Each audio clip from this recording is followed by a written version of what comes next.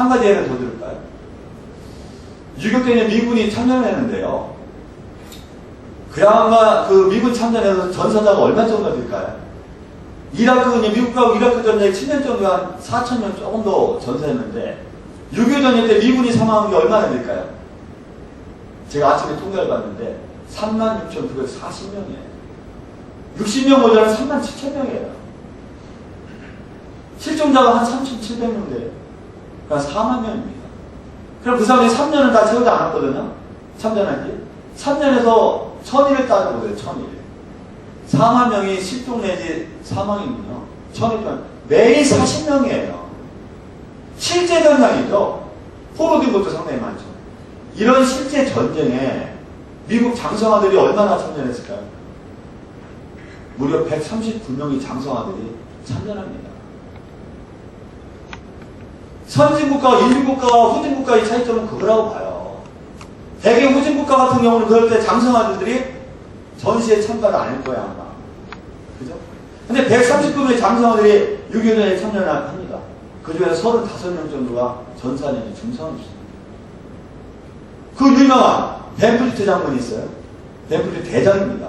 그 당시 미 8구 사령관이죠. 이 양반 아들이 벤프리트 2세가 참전해서 전사합니다. 그 전사에는 사망자들 찾으려고 그럴 때 수색기간이 지나서 찾으려니까 대장이 못 찾게 합니다.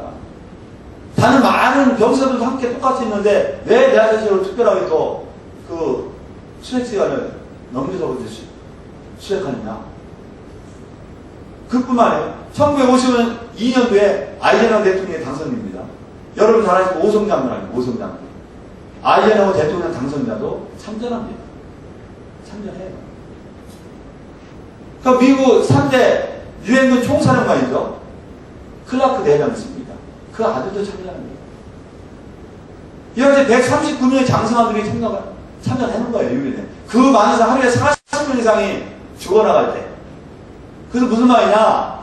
말씀드린 대로 사회 지도층들이 자기 책무를 다 하기 때문에 나름대로 미국이란 다인종 국가 아닙니까? 다인종 국가, 다민족 국가 아닙니까? 이민에서 이루어진 국가임에도 불구하고 미국이 1세기 동안 세계 최고 국가로서 유지하는 원동력이 있다고 봅니다. 아까 영국 말씀하셨죠? 영국에서도요, 매년 여론조사 합니다. 영국 왕실 자체는 굉장히 부자예요. 굉장히 부자입니다. 영국 왕실 자체가 엄청나요. 1년에 벌어진 수익 자체가 엄청납니다. 그럼에도 불구하고 예산이, 1년에 나가는 예산이 굉장히 또 많아요. 그 지원하는 예산이. 또 말씀드린 대로 어떤 민주주의 본질적인 측면에서는 왕실이 존립한다는 게 양립하는 게 맞지 않죠. 그럼에도 불구하고 여론조사라면 70% 넘게 여론조사가 영국 왕실이 존치됩니다. 이런 주장을 합니다. 심지어 노동당 당원도 영국 왕실 존치 의견이 훨씬 더 높습니다. 왜 그럴까요? 네. 말씀드린 대로 영국 여왕은 여왕답게, 왕자는 왕자답게, 왕실은 왕실답게, 아직도 영국은 귀족이 있지 않습니까? 귀족. 공자 있고, 자자 있고, 남자 있고, 백자 있고, 후자 있습니다. 말이 안 되는 거죠, 어떻게 생각하면. 또 영국 사무는 얼마 전까지 종신제예요. 종신제. 세상의 민주주의 본산 국가이고, 가장 민주주의 같은 소중한 나라에서 왕실이 존재하고 귀족이 존재한단 말이에요. 왜 그러냐? 왕실과 귀족이 자기 역할을 다 하기 때문에 존치하는 것이 영국에 훨씬 더 커다란 도움이 된다고 생각하는 거죠. 또 존경과 사랑을 함께 얻는 거예요. 엘리자베스 여왕이요, 아시겠지만 이분이 1952년도 즉위합니다. 그럼 벌써 몇 년이에요? 여왕이 62년째예요. 62년째. 찰스는 왕세자만 한 50년 합니다. 그런데 이 양반이요, 1926년생인데 1945년도 2차 세계대전 때요. 공주 신분 아닙니까? 공주. 아버지가 조지 6세 부왕이죠. 아버지를 설득해서 참전합니다. 공주인데. 물론 가서 탱크 몰고 소총을 안 썼겠지만 최소한 참전해서 군용 트럭을 몹니다. 군용 트럭. 우리가 정말 고귀하고 정처럼 공주가 26년생이니까 45년대 19세 아닙니까? 19세 공주가 직접 군용통을 몰고 참전했을 때 병사들이 사주면 어떨까요? 누가 영국을 위해서 목숨 바치겠다고 생각 안 하겠어요. 그 영국을 통합하는 겁니다. 영국 왕실이 존경받는 거죠. 실제 참전합니다. 그뿐만이 아니죠. 1982년도 기억하시는 분 기억하실지 모르겠지만 포클랜드 전쟁이 일어납니다. 포클랜드 전쟁이 일어나는데 거기에 그 당시 왕위 계승 세력 2위 앤드루 왕자, 찰스 왕자의 동생이 앤드루 왕자가 있습니다. 앤드루 왕자가 직접 전투 헬기를 끌고 참전합니다. 아르헨티나의 전쟁, 포클랜드 전쟁 때. 금방 말씀드렸다시피 왕자가 전투 헬기를 끌고 직접 참전을 싸우는데 어느 병사들이 영국을 위해서 목숨을 바쳐도 아깝지 않다고 생각하지 않으시겠어요?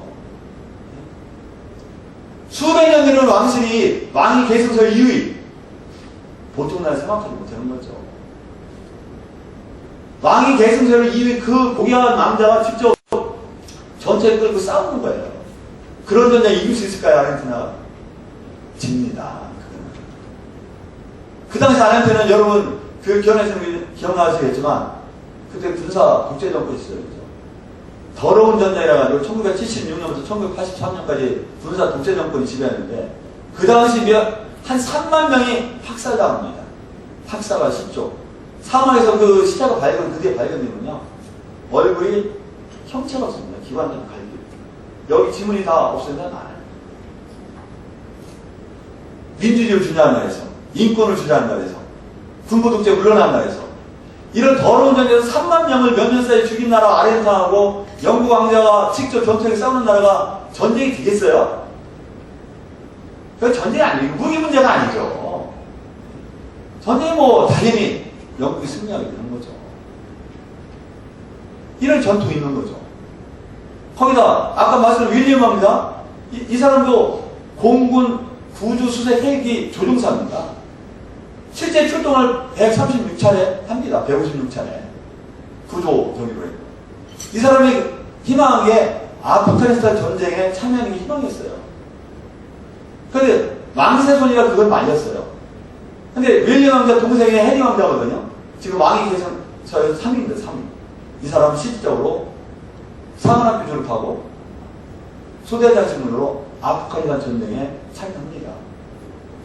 한 20주 만에 오는데 참전합니다. 참전하는데 너무나 위험하고 표적이 될 것 같아서 나중에 돌아가게 되지만 참전합니다. 이게 영국 왕실의 전쟁이거든요. 그렇기 때문에 영국 왕실은 존경을 받습니다. 여왕은 여왕답게, 왕자는 왕자답게, 공주는 공주답게, 왕실은 왕실답게 하는 겁니다. 프랑스 같은 경우 프랑스와 영국이 100년 전쟁하지 않습니까? 100년 전쟁. 1339년부터 1453년인가 그 정도 기억되는데 이 100년 전쟁에서 프랑스 도시 칼레라는 도시가 있어요. 칼레라는 도시가 있는데 여기서 한 1년 정도 영국하고 치열한 전쟁을 합니다. 나중에 영국이 승리하잖아요. 100년 전쟁에서. 승리하는데 1년 정도 막 시민군을 조직해서 막 했는데 결국 이제 함락 직전이에요. 함락해서 이제 항복해야 되는 상황이에요.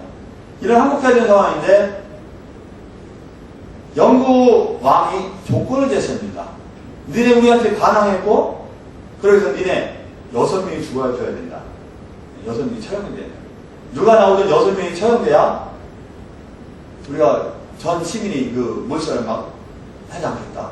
이런 그 항복 조건을 봅니다. 근데 그 당시 칼레 최고 부자 중에 한 사람이 자기가 자신있게 나옵니다. 내가 6명 중에 하나가 되겠다. 우리 시민들이 용기를 갖고 나와라. 그분이 자기가 스스로 교수형을 당할 걸 자처하고 나옵니다. 실패를 한 사람. 그러자 시민들이 용기를 갖고 나오고 그 다음 시장, 시부의 상업가 이런 사람이 나오기 시작합니다. 6명이 전부 다 자기가 교수형에 매달리겠다고 6명이 지원이 된 거예요. 그 당시 그 도시 그 최고의 지도자들이에요. 결국 교수형 직전에 에드워드 3세 왕비가 임신 상태였는데 이거를 용서해달라고 분양해달라고 사정을 받죠. 살아나가지고 그 사람들이 살아납니다. 그게 노블리스 오브제 아주 프랑스에서도 전 세계적으로 노블리스의 전형처럼 만들어지는 거죠. 저는 이렇게 돼야 된다고 생각해요. 우리 사회가.